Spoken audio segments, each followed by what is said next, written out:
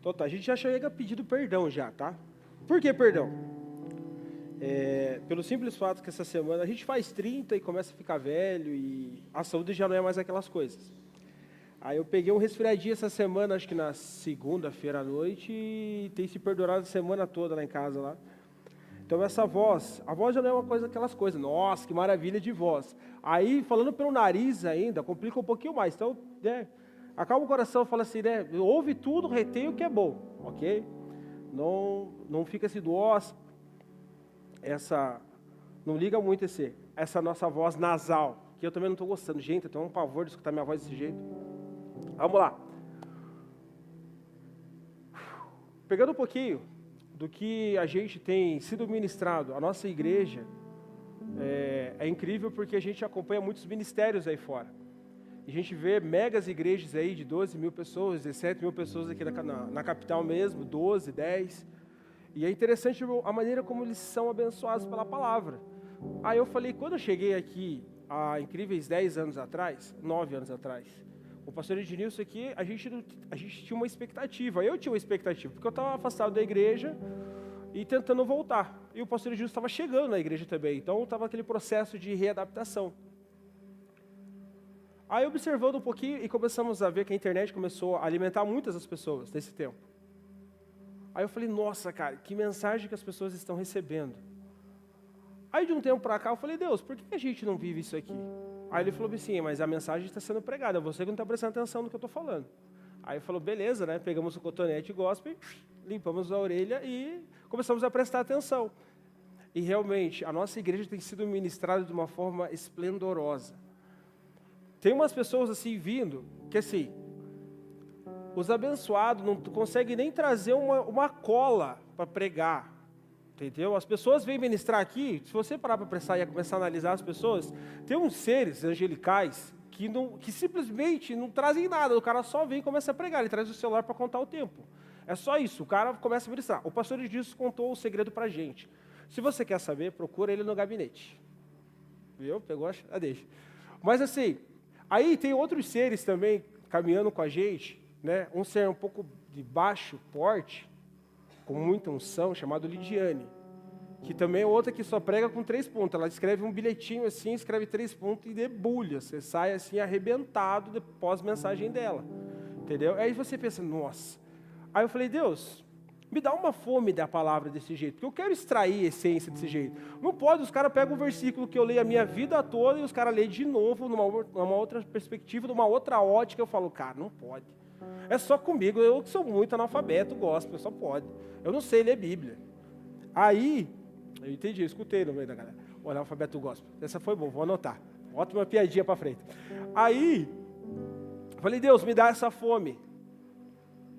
Aí eu comecei a ler a Bíblia de uma forma completamente diferente. Pós-faculdade, eles chegam lá e arrebentam a tua cabeça e falam assim, não, você aprendeu assim, agora você vai aprender assim.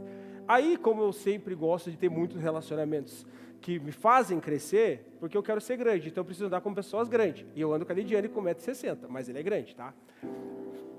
Então, assim, comecei a andar com pessoas assim que têm fome pela palavra. E na faculdade, a gente tem um clube lá, o Clube dos Hereges, entendeu? Que a gente só junta para falar da palavra de Deus de uma forma diferente. Então a gente debate, a gente discorda do professor, mas não contra o professor diretamente, mas a gente tem uma outra perspectiva, eu e o meu querido Nelson.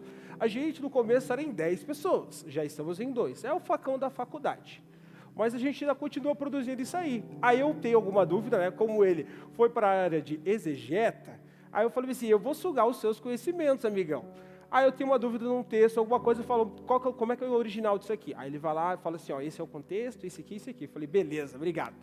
Aí essa semana eu mandei algumas perguntas para ele, foi mais ou menos assim. Então essa mensagem é conjunta, entendeu? E essa mensagem é conjunta. Então se eu falar bobeira, foi ele que falou, entendeu? Se passar a informação errada, a cola vem errada de lá. Mas assim, eu falei, Deus, aí, talvez você pense, nossa, essa tua mensagem é muito coaching. Essa sua mensagem hoje é muito liberalismo. O que é a mensagem coaching? A mensagem coaching é aquela que assim, ela não te confronta. Ela massageia o seu ego. Ela fala, vem cá, queridão, vamos lá, venha do jeito que você está e vai assim diretamente para o inferno. É mais ou menos assim a mensagem coaching. Só que a perspectiva do que eu tenho, isso não estou defendendo, estou criticando. Mas eu comecei a ler e Deus começou a me provocar em um texto simplesmente diferente. O pastor falou aqui hoje, a nossa igreja é relacional. Porque o nosso relacionamento é baseado no relacionamento que Cristo teve na sociedade e que a gente, como cristãos, seguidores dele, precisamos nos relacionar com pessoas. Você não é uma sociedade sozinho. Você, sozinho, você não é a igreja. Você é a igreja a partir do momento que tem outra pessoa junto com você. Assim forma o corpo.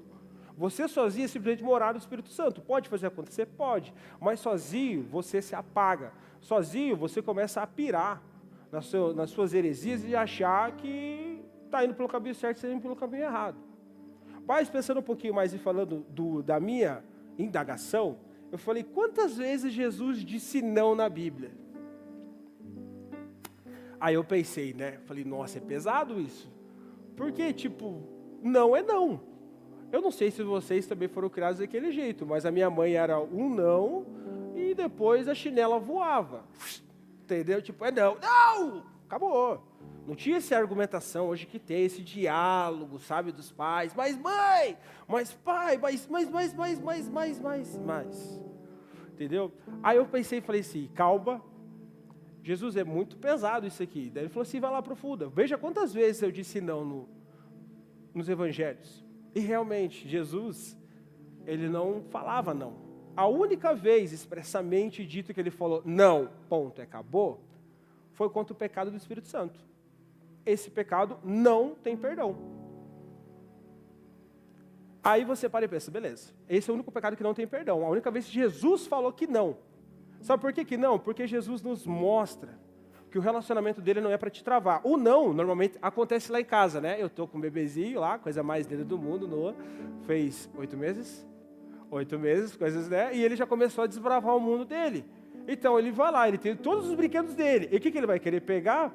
O controle da televisão, para ele babar. E se falar não, aí ele já trava, Aí ele aprendeu uma outra artimanha do ofício. Que você fala não e ele abre aquele beiço dele para querer chorar. Aí eu já falo, não, você não vai chorar. Por enquanto está funcionando. Estamos indo como um bom pai essa semana, Essa semana foi boa, uma semana de cada vez, um dia de cada vez, a paternidade. É uma coisa de louco, porque não vem com manual, O único manual é a Bíblia. Mas às vezes a geração muda. Então assim, o não normalmente nos trava. Quando você fala, posso ir? Não. Teoricamente vou Quem já passou pela adolescência sabe que você fica emburrado, você fica não sei o que lá, se tranca no quarto, sai chutando as coisas e tal, sai parecendo um Muttley assim, sabe? Resmunga de tudo. Porém Jesus, ele nunca disse esse não. Ele só fala exatamente não tem perdão, pecado contra o Espírito Santo. Mas o não de Jesus, ele sempre demonstrava que há algo maior para você. Não é a tua vontade. Por exemplo, quando a gente vê a libertação do gadareno. Jesus quer ir com você. Não. Vai para a tua casa e anuncia aquilo que eu fiz na sua vida. Interessante porque a gente vê que Jesus, ele não trava as pessoas. E anota a primeira frase de efeito. Jesus nunca vai te travar, ele vai te posicionar para o propósito dele. Quantas vezes a gente pega e recebe o não de Deus? Porque a gente vai ensinando os nossos discipulados qual que é a resposta de Deus? Sim, não e espere. O sim, beleza, o sim é um pontapé para você, vai, segue. O talvez é as tuas perguntas mais ou menos, devo trocar de emprego, Senhor? Ele fala, talvez, você vai ser fiel a mim?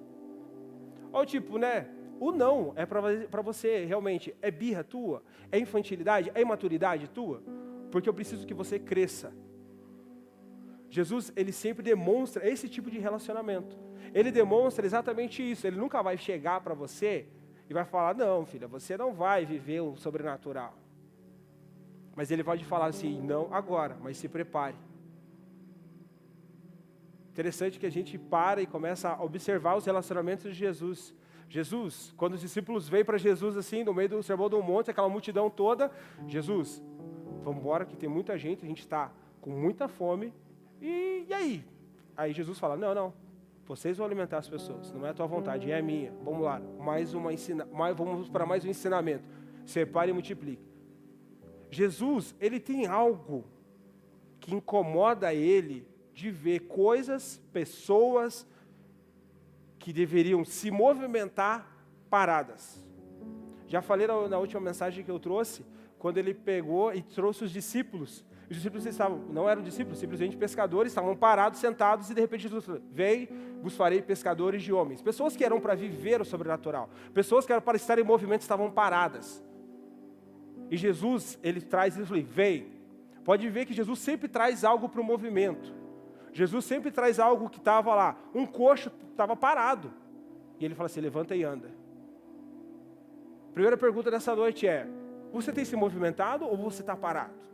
Se você olhar para minha cara e falar assim: eu estou parado, você já sabe que a primeira chamada de atenção é divina.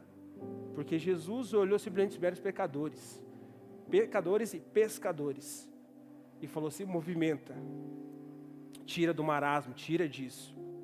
E vou tomar bastante água hoje, tá, pessoal? Porque a garganta tá uma maravilha.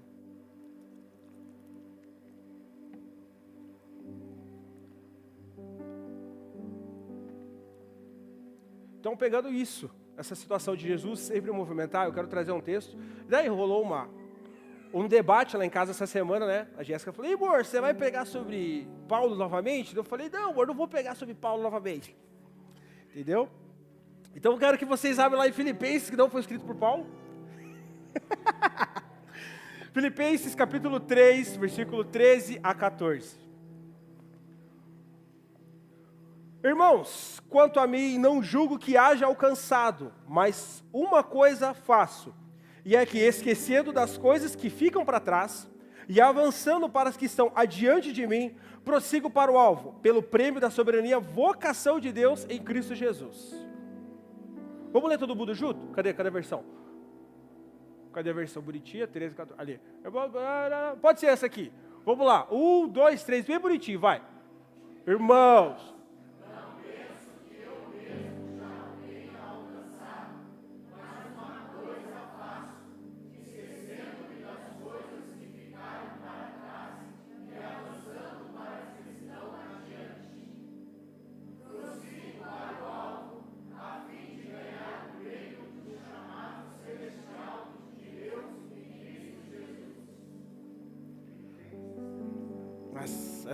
essa geração da escola bíblica dominical. Filipenses 3, 13 a 14. Esse versículo é claramente o relato de um corredor. Corredor como eu, que corre dos boletos, que é uma maravilha. Mas é de um corredor que prossegue, ele tem o seu caminho, ele tem o seu alvo, ele tem a sua meta a ser batida. Estou começando agora com uma consultoria de corrida, porque eu tenho vou fazer a minha primeira prova de corrida, dia 29, bem no dia da final da Libertadores, que claro que vai dar, né, furacão, mas atiçar os flamenguistas que estão todo mundo calmo. Aí, comecei a fazer esse plano de corrida, essa consultoria de corrida com um amigo meu, ele é professor de educação física e tal, e me mandou o projeto para a gente estar fazendo junto. E é interessante porque muda a nossa perspectiva. Eu comecei a fazer os treinamentos, é diferente da maneira que, tipo, você não vai simplesmente pegar e começar a correr. Você não vai se alongar e começar a correr. É um novo procedimento. Então, o que acontece? Eu tenho que caminhar 5 minutos, correr 1 km, 1 quilômetro, no tempo menor que eu conseguir. Eu falei: cara, isso é horrível, cara. Ele falou: mas é para você ver o teu desempenho. Eu falei: cara, isso é muito chato, cara. O mais legal é você pegar e fazer 10 km e tentar baixar ele de 1 hora. Esse é o objetivo. Ele falou: não, mas é aprendizado. Eu falei: tá bom, me reeduque então, por favor. E começamos a fazer esse propósito. Mas a corrida, ela não é simplesmente você pegar e correr. Você precisa de preparo, você precisa de ter uma meta na sua vida. Eu vou fazer por quê? Para a saúde? Beleza, você é um sedentário, como a minha querida, digníssima companheira de caminhada, Jéssica. Né, amorzão? Ela se subiu uma escada, o lance de escada, ela já fica. E ela, né, mãe de menino. Falei: se prepara, minha filha, que o menino vai dar um trabalho. Mas a partir disso, quando a gente reaprende, e principalmente, quando a gente começa a correr, a gente não pode parar. O pior momento para você parar numa corrida é numa subida. É nítido isso. Uma vez eu fui fazer um discipulado, como eu sou um pastor diferenciado do nosso corpo de pastores aqui, que é padrão, né? Chama no gabinete. Eu já pego, já falo assim: hoje, domingo, 7 horas da manhã, 2 graus, vamos correndo daqui, por exemplo, daqui da igreja até o Barigui? Vamos, domingão. Pensa, gente, aquela subida da Tuiuti lá, cara, nossa, eu chamei Jesus de genérico, cara. Falei, não, aquilo lá não é de Deus. Mas falei, vamos. Por quê? Porque você nunca para numa corrida, numa subida. Né? Como diz o dito popular brasileiro, para baixo, todo Espírito Santo ajuda. Mas a gente nunca vai parar numa subida. E você está nessa caminhada cristã, tentando ser uma pessoa melhor, tentando ser um cristão melhor, um líder melhor, um marido melhor, uma pessoa melhor, uma mulher melhor. Então muitas vezes você vai ter vontade de desistir. E é a subida, no meio da corrida da sua caminhada, você pensa em desistir. Você pensa, eu vou largar tudo isso aqui e vou voltar para trás. Não, não faça isso. Porque você vai estar no meio da subida e você não vai conseguir voltar a correr. Então não pare, segue teu ritmo. Uma vez eu estava correndo domingo de manhã, a domingueira que eu chamo, e de repente veio um senhorzinho, eu vi ele do outro lado. Aí eu correndo e tal, eu falei assim, não, vou dar uma relaxada, me alonguei, e eu vi, só que eu tinha passado por ele, há acho que uns 200 metros atrás, e ele veio no trotezinho dele, falou, ó, boa, né? De repente chegou mais uma subida lá perto de casa lá, e ele foi no trotezinho dele. O maroto dele pegou, passou do meu lado, vamos filho, vamos, você tem metade da minha idade. Eu falei, filho da mãe, cara, ô Jesus amado, vamos. Aí eu falei, vou no trote dele, não vou perder, não. O cara me chamou para ir, você não pode dizer, você tem que aceitar a orientação do mais velho. Se ele falou, vamos.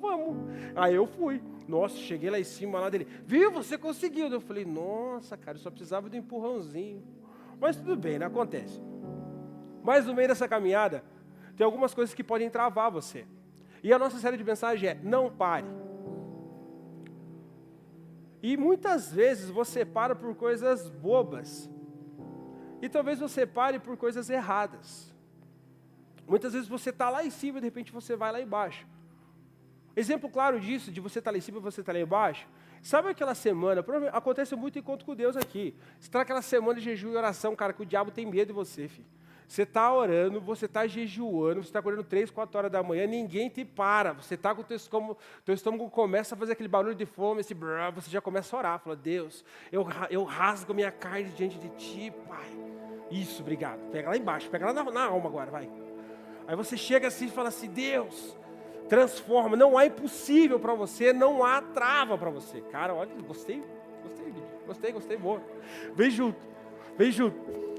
Sabe, mas aí tem aquela situação que a primeira ofensa que acontece na sua casa. A tua mulher olhou e falou assim, ei, você vai arrumar a torneira? Você já fica bicudo, mas de novo, mulher, faz 6 meses que você está me falando, calma que eu vou fazer, relaxa. O mundo não vai acabar. Isso às vezes acaba e tira você do foco. Você está lá em cima, você vai lá embaixo. Não pare por coisas pequenas da sua vida. Mantenha o foco. Muitas vezes o foco hoje em dia, ele pode ser distorcido rapidamente. Porém, eu quero falar algumas coisas um pouco mais profundas com você. Olha para quem está do teu lado, sempre quis fazer isso. Olha para quem está do teu lado, manda um sorriso e faz essa pergunta para ele. Vai lá, vira para o lado, coloca o sorriso, vai, testa, vê se vai dar certo. Põe o sorriso e pergunta, do que você tem medo? Boa, time. Garoto, falei para ele, isso que eu pedi para ele. Só para vocês entenderem, quando a Luzia, o Didio pegou, eu falei, Didio, toca uma música no pad e sai, né? Aí ele tocou, ele gravou, agora está tocando, agora só está eu e o Espírito Santo, que graças a Deus estamos nós. Então olhou para o lado, deu um sorriso, pergunta, do que você tem medo? Os casais provavelmente já vão falar, né? Tipo a mulher, eu tenho medo de barato, eu tenho medo de aranha. Aí o marido já é mais audacioso, já fala, eu tenho medo de você, braba, você da TPM, entendeu? Eu tenho medo de que você se torne igual a sua mãe. Esses são os medos da vida. Então assim, só deixando bem claro, hashtag eu amo a minha sogra. Mas, muitas vezes, esse medo pode te travar. Esse pequeno medo. Muitas vezes o seu medo é de falar em público. Talvez o teu medo é de conversar com outras pessoas. Nós estamos numa sociedade que muitas doenças psicossomáticas. Caraca, isso é de primeira, hein? Não vou nem tentar falar de novo, que vai dar ruim. Mas muitas doenças hoje criam gatilhos na sua cabeça que podem te travar. Pessoas simplesmente você mudar o teu ambiente de onde você está. Tipo, eu vou trocar de emprego. Troquei de emprego, automaticamente você já começa. Eu vou ter que me adaptar com novas pessoas, eu vou ter que me adaptar com um novo jeito de trabalho e tudo mais. Isso trava as pessoas. Eu não estou falando que isso é errado, que você é pecador, que você vai para o inferno. Só segue a Cristo que não vai acontecer isso com você, tá? A não ser que esteja fazendo completamente o contrário. Aí vai dar ruim. Mas assim, o medo, ele pode travar algumas coisas na sua vida. E Jesus tira alguns medos das pessoas. Um dos exemplos que eu quero trazer para vocês hoje é Ananias e Saulo. Já preguei sobre isso já, mas é algo que mexe com o meu coração e mexe com o meu ministério. Porque eu tinha esse medo de viver o sobrenatural. Porque eu, antes de conhecer essa igreja maravilhosa, né, eu via de uma situação que eu era meio gago, assim. Que nem o pastor estava falando, eu era gago, tipo, eu era gago. Travava, eu tinha vergonha de falar com as pessoas. Hoje essa vergonha eu acho que ficou bem lá atrás. Né, mãe? Eu sou a pessoa mais tímida do mundo, né? Ela me olha e fica aquela cara, o que eu fiz na minha vida? Então, e esse medo podia nos travar. E Ananias, quando ele foi chamado para viver algo extraordinário, quando Deus o chamou, falou assim, ei, Ananias, vem cá, você está muito calmo, você está muito parado. Lembra que eu falei para vocês no começo que Jesus tem algo com pessoas que deveriam se movimentar, estão paradas? Ananias foi um dos discípulos que se converteu provavelmente logo após o Pentecostes. Ele pode ser resultado da primeira pregação de Pedro. E ele estava simplesmente fazendo as coisinhas dele lá, recebendo as viúvas, fazendo o trabalho dele lá, servindo a igreja. Mas Jesus pegou e falou assim, ei, tem algo maior para você, vem cá. Você vai lá na casa onde está Saulo, você vai na casa de Judas, onde está Saulo, lá ele está esperando. Porque ele está cego. Jesus, mas eu tenho medo. Vai. Jesus, mas eu não sei falar, o que eu vou fazer lá? Jesus, não. Você falar não para Jesus ou para Deus, pode ter certeza, aquele negócio vai te perseguir. Quantas pessoas aqui simplesmente correram do seu chamado? E parece que o chamado corre mais atrás de você ainda. É bom, sabe o que é o melhor de tudo? Você está aqui na frente, que você vê as pessoas tipo, ele conhece minha história. E hoje as pessoas estão sendo curadas por causa da tua resposta. Uma coisa que eu aprendi esses tempos atrás, isso destravou muita coisa na minha vida, foi... Você faz muitas perguntas para Deus. Você está fazendo muitas perguntas para Deus. Deus, por que eu não troco de carro? Deus, por que a minha mulher não muda? Deus, por que o meu marido não muda? Deus, por que o meu ministério não flui? Deus, por que a minha célula não é transformada? Por que a minha célula não tem vida? Por que a minha célula está assim? Por que a minha vida está assim? Olha as perguntas que você faz. Mas é interessante, e aprendi isso, que Deus não se move pelas suas perguntas, mas Ele se move pelas suas respostas.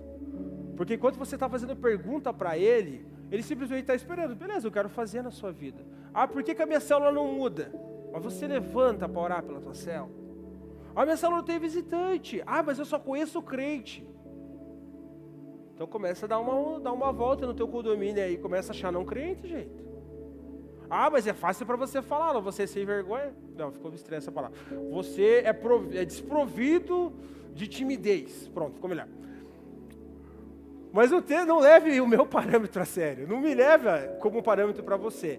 Apesar que o apóstolo Paulo fala, né? Sei depois meus imitadores sem que eu sou de Cristo. Então vocês vão ter que me seguir. Segue o pastor também, entendeu? O pastor também chega daquele jeito, zoa todo mundo. Chega lá no estabelecimento da loja e começa a falar mal de mim lá. E aí, Fernando, tá indo bem? Tá, show de bola, né? E eu fico com aquela cara, tipo assim, né? O que eu vou falar do meu... Esse é o meu pastor, né? Todo mundo acha que crente é aquele cara quadrado e chega o meu pastor completamente redondo. Só não que você esteja gordo, mas tudo bem. Segue o barco. Mas vamos lá. Não deixe o medo te travar, porque muitas vezes você está sendo chamado para viver o sobrenatural de Deus. Nunca chega e fala assim, mas eu não sei fazer. Deus, o que eu vou fazer lá? Aí Deus chega e fala assim, ei, tem relacionamento comigo, porque que eu vou te falar? Lembra que eu falei para você, Jesus nunca vai te travar, Ele vai te posicionar. É exatamente isso. Ananias estava no lugar certo, na hora errada para Ananias, mas na hora certa para Deus. Ele chegou e falou bem assim, ei, só vai. E ele chegou e foi. Abriu a porta e falou, irmão Saulo, Deus me mandou aqui. Isso já muda. Outro exemplo claro de medo é quando a gente pega a tempestade, aonde os discípulos estão no barco e começa aquela tempestade, aquela forte tempestade, e os discípulos começaram a ficar com medo, medrosos. Isso começou a travar eles, de repente viram um fantasma, um vulto. Ele falou, é Jesus. Daí Pedro, né? O Pedro completamente, ele é fora da curva. Para não falar fora da casinha, ele é fora da curva. De repente ele chegou assim, todo mundo, não, Pedro, fica aqui. Ei, Jesus é você? Daí ele pega e espera, vem, não temos, sou eu. Se é você mesmo, me mandem contigo. Enquanto tem umas pessoas simplesmente com medo, travadas, apavoradas e falando, ai meu Deus, e agora? É o juízo final, chegou o dia do Senhor. Vem Pedro e fala assim, se é tu, me mandem contigo aí. Você não se movimenta pelo que as pessoas falam, mas você vai se movimentar pelo que Jesus fala de você. Outro aspecto também, um outro exemplo, como que eu quero trazer para você, eu prometo que eu não vou me estender hoje. Prometo. Mas é a dupla JJ.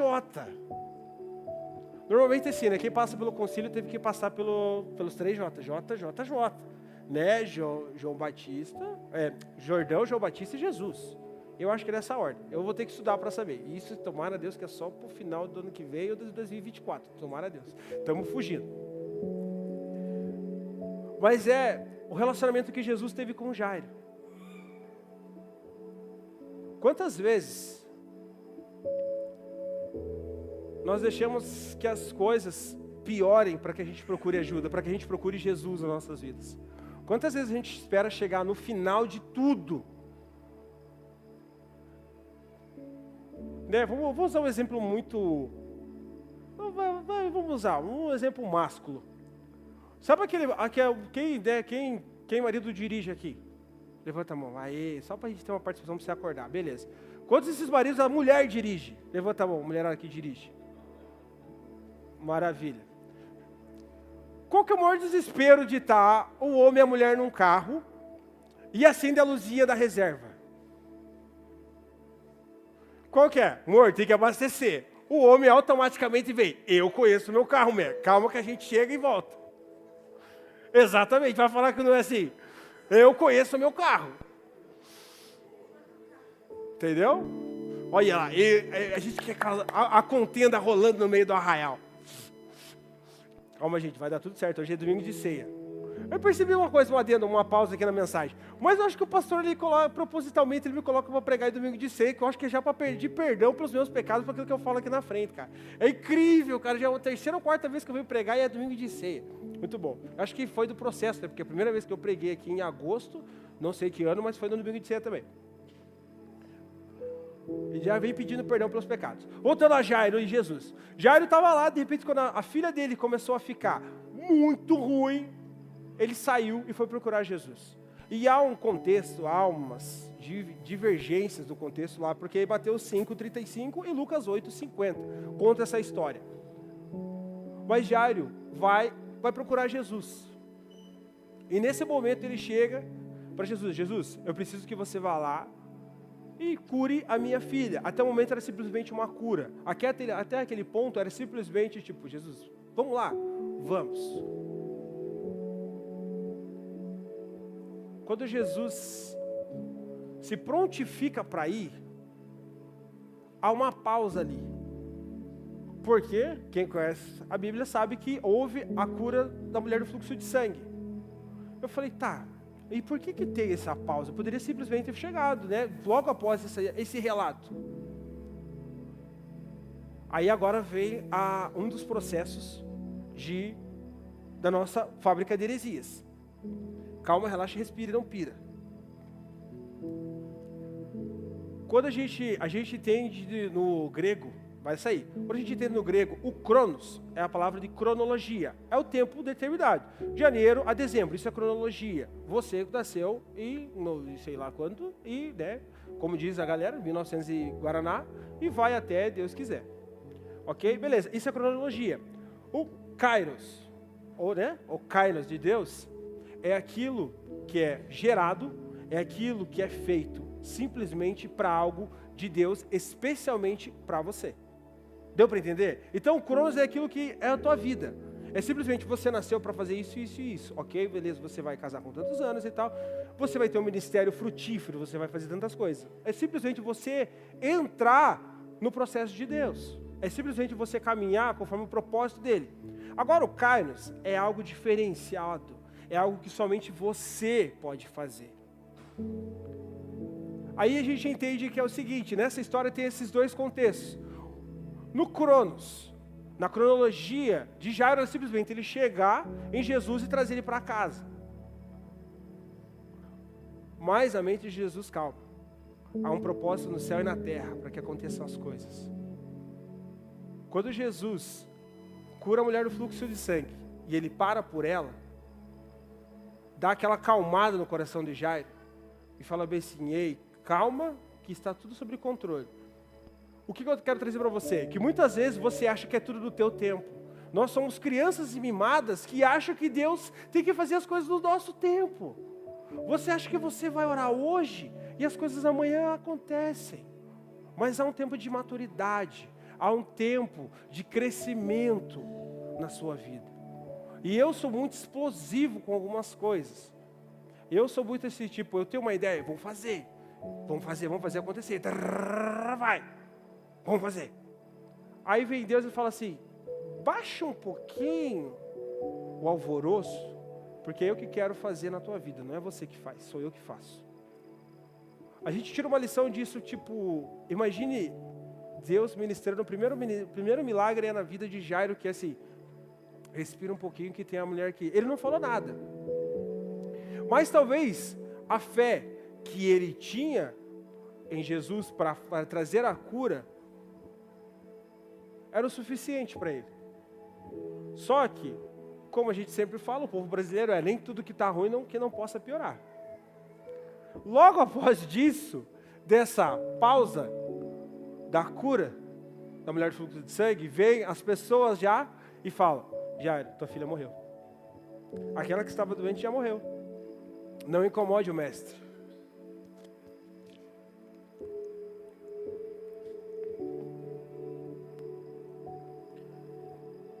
Nisso, Jairo poderia simplesmente ter deixado, Jesus, morreu. Já estava, acabou-se. Mas Jesus mantém a caminhada e mantém o propósito. Talvez as pessoas já tenham falado para você, agora entra a ministração coaching. Talvez as coisas da sua vida, que você achou, que você nasceu para fazer, já morreu. Sabe aquele ministério lá atrás que você sonhava em fazer? As pessoas já falaram assim, não dá tempo mais, você já está velho, já passou o teu tempo. Como a gente aprendeu do último Old Cross, foi, velho é o diabo. Ok? Então assim, se você está vivo, há fôlego ainda. Amém, glória a Deus. Aí temos uma fogueira de fogo. Talvez algo que Deus ministrou no teu coração lá atrás. Ainda sente o teu peso, ainda parece que está como um caixão na tua vida aí travado. Porque as pessoas já falaram que está morto, que morreu, que já era, passou o tempo, tem outras pessoas fazendo. E talvez você se levou exatamente nessa caminhada e falou, Deus, já era isso aqui. Aí veio Jesus, e eu acho muito incrível, que nesse mesmo relato, quando as pessoas falam assim, cara, você incomodou o mestre, e você trouxe para alguém que já estava morto. Porque naquele tempo, como ele era um dos chefes da sinagoga, ele tinha poderio financeiro para fazer as coisas. Então as pessoas já estavam lá, simplesmente esperando o velório dela. Então já estavam todos os músicos, as pessoas que eram contratadas para chorar, porque antigamente tinha isso, as pessoas eram contratadas para chorar nos velórios. E Jesus acaba com qualquer tipo de expectativa financeira, porque eles foram contratados e a pessoa estava viva. E muitas vezes você se levou exatamente para esse pensamento de outras pessoas. Talvez você tenha se deixado por aquilo que os outros dizem de você. Ah, você não vai conseguir, você não tem capacidade.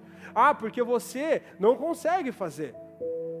Porque outras pessoas chegaram e estão fazendo exatamente aquilo que você nasceu para fazer.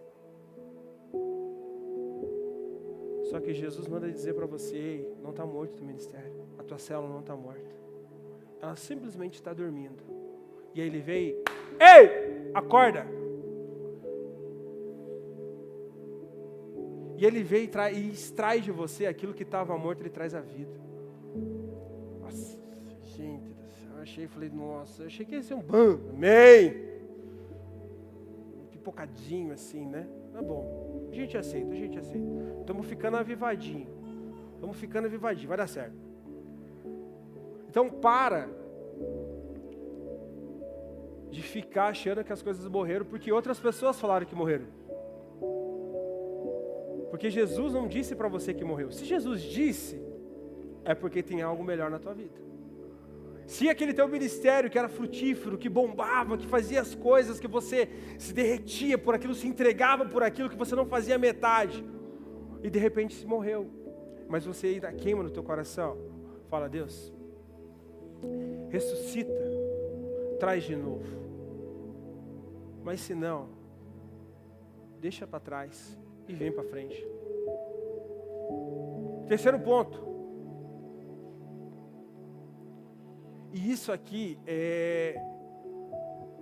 pode ser gatilho para umas pessoas e pode ser o levantar para outras. O gatilho por quê? Porque a gente fala sobre ansiedade. Por quê? Porque se alguém chega para você e fala: filho, se prepara que algo grandioso vai acontecer na sua vida. Meu querido, amanhã mesmo eu já estou daquele jeito. E aí? Faça o passaporte, né? Começa a fazer um curso de inglês, como a galera os missionários em plantão aí, tipo: Deus, se for da tua vontade, me manda para o Canadá. Entendeu? Mas se você recebe uma palavra de Deus, parece que você quer fluir. Mas agora eu quero trazer uma pergunta interessante que movimente teu coração. E vou usar duas pessoas que eu não pedi permissão. Pode ser a última vez que eu pregue? Pode. Acontece, mas tudo bem. Deus perdoa. Eles não. Mas aqui, quantas pessoas aqui foram discipuladas pelo pastor Eliel? Levanta a mão. Leandro? Cadê o resto? Poxa, gente. Eu vou levantar minha mão também, tá? Só para ficar junto contigo. Quem foi discipulado pelo pastor Ednilson? Beleza. Quem foi discipulado por mim? Obrigado. Maravilha. Quem foi discípulo do pastor Eliel? Quem foi discipulado pelo Josi? Aí, beleza. Show de bola. Estou vendo vocês?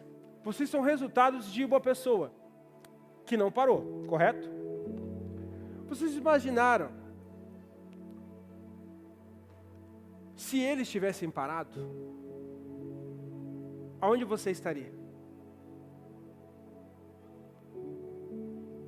Como que você estaria se Tito e Lidiane tivessem parado? Eu vou descer a escadaria da prosperidade, vai ficar feio, mas do progresso. Eu vou descer as escadarias da nossa igreja.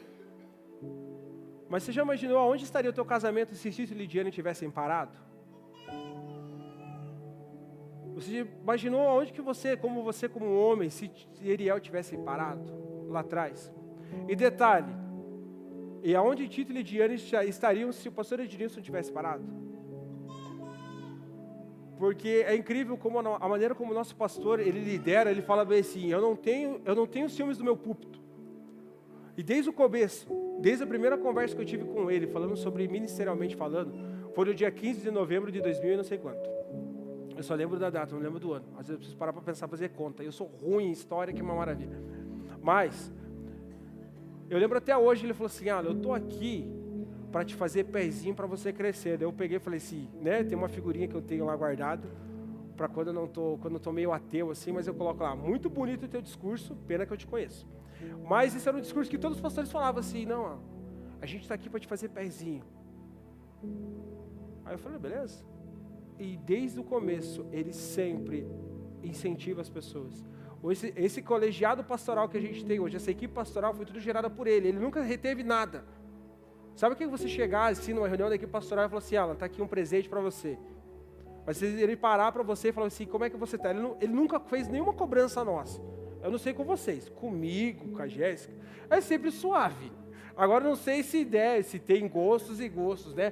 Por ser o nepotismo, ser tio direto e pastor, mas eu nunca vi uma cobrança tipo: resultados disso aqui, cadê? Cadê o resultado do Old Cross? Cadê os resultados da sua célula? Ele nunca cobrou, mas ele sempre fez pezinho para crescer. Eu fico pensando no discipulado que ele fez na minha vida. Mas também fico pensando, tá, e se não fosse o pastor Edilson, aonde eu estaria? Eu não estou falando que o pastor Edilson é diferenciado, mas quando eu levo a palavra de Efésios que fala, sede depois meus imitadores, assim como eu sou de Cristo, eu tenho que ser igual a ele, porque ele não desistiu. Ele poderia ter 1000 motivos. Uma vez eu tive a audácia de perguntar, pastor, já teve vontade de desistir dele? Alan, toda segunda-feira. Porque eu falo, gente, trabalhar com gente é um amor, é uma maravilha, mas na segunda-feira, depois da mensagem de domingo, a gente pensa, eu acho que eu vou abandonar esse negócio e voltar para a minha velha vida. Mas não, terça-feira ele está lá, planejando, pensando o que vai fazer, visitando pessoas e buscando em Deus. Mas lá atrás, há 10 anos atrás, como nós vivemos ano passado, os 10 anos de comemoração dele, foram 10 anos que essa igreja ressuscitou, cresceu e tem vivido um avivamento extraordinário. Aí, show de bola, vocês estão juntos, estão acordados. Porém, imagine se ele tivesse medo do futuro. Imagina se você tivesse medo do teu futuro. Você tem medo do teu futuro? Eu falo, por que eu falei de questão de gatilho de ansiedade? Porque quando a gente se projeta para algo diferenciado, quando a gente se projeta para algo lá na frente, é um passo de fé. E a fé, aí vamos lá para mais uma fábrica de heresias. Estava pensando, e conversando com o pastor, e depois eu levei isso para a faculdade e questionei meu professor. Ele falou, professor, é assim, é assim exatamente. Então segue o barco. A palavra fé não é contida no Antigo Testamento. Ela foi trazida, ela foi transicionada e transliterada por Jesus. Se você tiver um grão de mostarda, tiver uma fé do tamanho de um grão de mostarda, você ordena para aquele monte que ele se mova. Então a fé, o que a fé é no Antigo Testamento? A fé é você ter confiança plena, total, inquestionável que Deus vai fazer. Então quando Deus chegar e falar assim, filho, filha, vai, é simplesmente fé. Só que a gente tem esse negócio, o que é fé? A fé é o firme fundamento das coisas que não se vê, mas que se espera. Mas trazendo para a etimologia da palavra,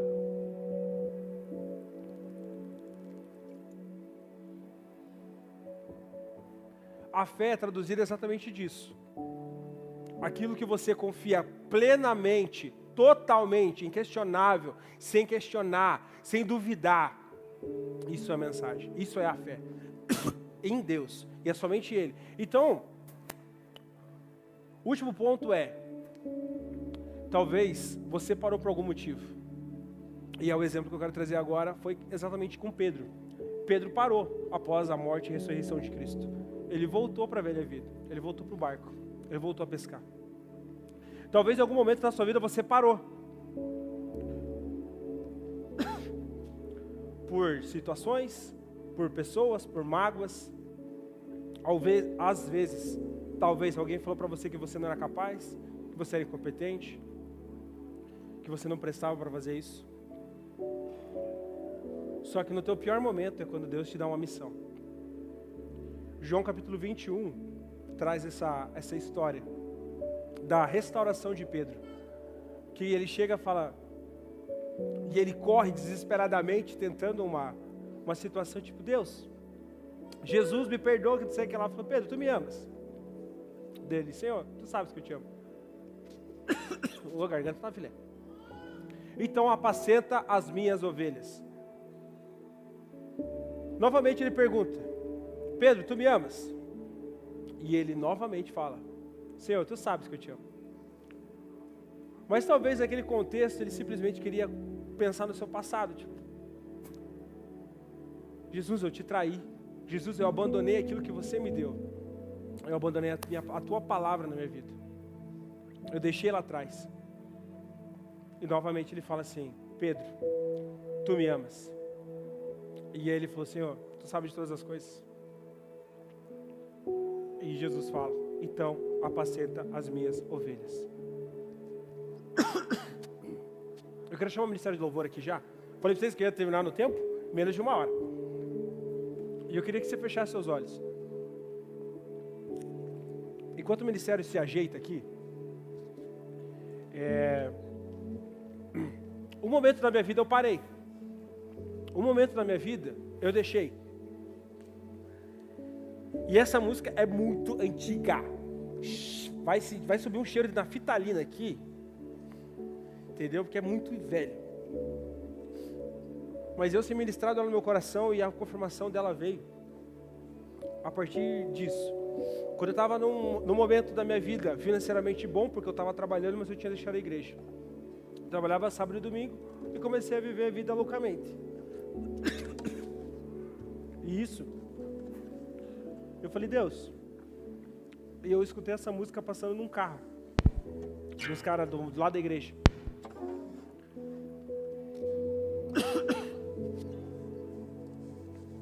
Tá quase acabando a voz.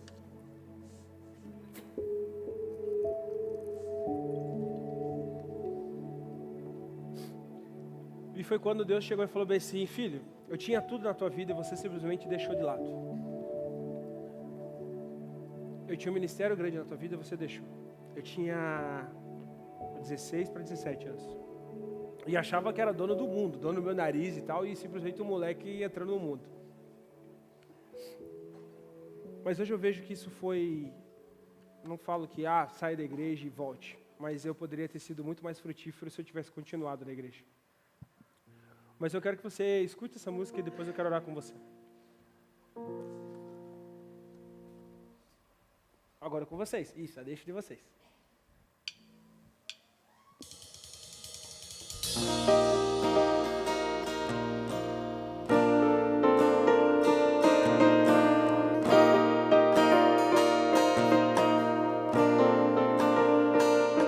Eu não vou parar. A estrada é muito longa, vou continuar. Mesmo em meio às lutas, eu não estou só, te sinto aqui. A vida é mesmo assim. Quantas aflições eu tenho que enfrentar, mas o Senhor está sempre a me proteger, te sinto aqui. Quando o vento sopra contra mim, os problemas tentam me abater, eu me lembro grande, eu sou, me enviou. Eu tenho chamado, jamais vou me calar. Eu tenho chamado, o Evangelho anunciar. Eu fui escolhido no ventre da minha mãe. Eu sei que Deus não abre mão de mim, não.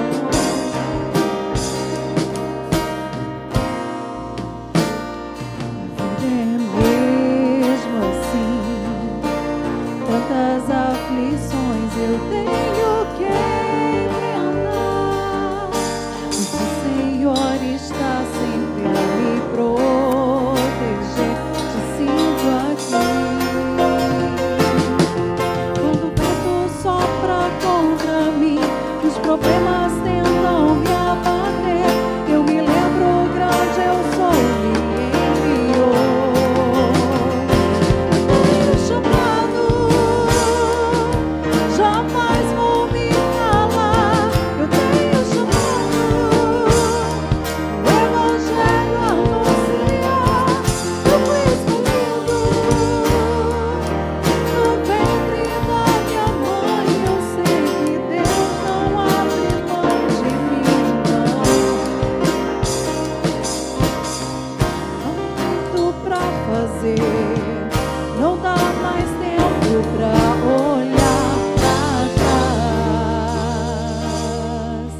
Eu tenho chamado, o Evangelho anunciar. Tenho chamado, Eu queria que você ficasse de pé agora. o Evangelho anunciar. Eu fui escolhido do ventre da minha mãe. Eu sei que Deus não abre mão de mim, não. Eu sei que Deus não abre mão de mim, não. Eu não sei primeira pergunta que eu quero fazer para você nessa noite, para a gente fechar aqui. Talvez você veio aqui, você está nos visitando há algum tempo e a gente tem te apresentado Jesus, da maneira, na essência, naquilo que Ele é amor, que Ele veio para te libertar, que Ele veio para te salvar, que Ele veio para te amar. Talvez você está num contexto exatamente assim,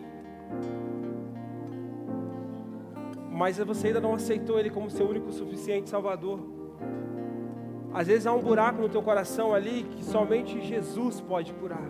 Jesus pode preencher, somente Jesus pode tirar essa dor da tua alma, essas dúvidas do seu coração.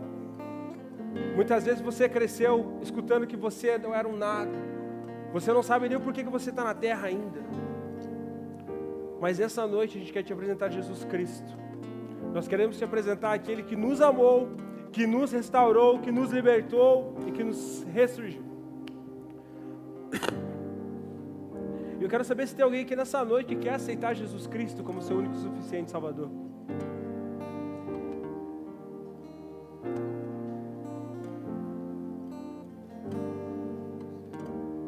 Amém. Agora, eu quero orar por você que abandonou o ministério lá atrás, ou que você está se sentindo parado, que você está se sentindo exatamente uma pedra, teu coração queima por algo, mas você deixou isso apagar, deixou isso lá atrás. Eu queria te convidar para você vir à frente, enquanto o ministério continua tocando, continua cantando, e a gente queria orar por você. Se caso você deixou lá atrás alguma coisa, um discipulado talvez, você nasceu para ser discipulador e você deixou, você abandonou isso e isso machuca você até hoje. Ou seja, um ministério realmente, não na nossa igreja, você que está chegando na nossa igreja também. Deus te chamou, Deus trouxe uma palavra para você, falou assim, olha, eu tenho algo diferente na minha vida. Deus te comissionou para fazer algo extraordinário e você deixou isso lá atrás.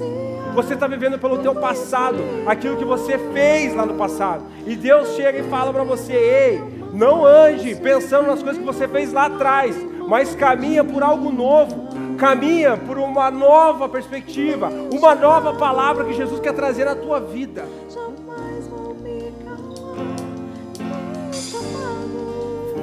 Pai, toma cada coração aqui nessa noite, Pai querido Deus, Senhor, toma, Pai querido Deus, a cada vida aqui, Pai. Pai, que não possamos parar, Pai querido Deus, Senhor, pelo medo, Pai. Pai, nos tira, Pai querido Deus, todo o medo, Pai querido Deus, de fazer a Tua obra, Pai. Nos tira, Pai querido Deus, Senhor, toda a incerteza, Pai querido Deus, Senhor, de se entregar totalmente para Ti, Pai. Pai, apaga todo o passado, Pai querido Deus, Senhor, em nome de Jesus, Pai. Escreve uma nova história, Pai querido Deus, em nome de Jesus, Pai. Venha, Pai querido Deus, Senhor, com a Tua palavra. Traga, Senhor, novamente novos sonhos, Pai querido Deus, em nome de Jesus, Pai. Pai, traz uma nova experiência, Pai querido Deus, Senhor. Movimenta, Pai querido Deus, em aquele, Pai, que nasceu, Pai querido Deus, para correr. Nasceu, Pai querido Deus, Senhor, para fazer a Tua obra, Pai. Em nome de Jesus, Pai. Em nome de Jesus. Eu tenho chamado, jamais vou me calar. Eu tenho chamado.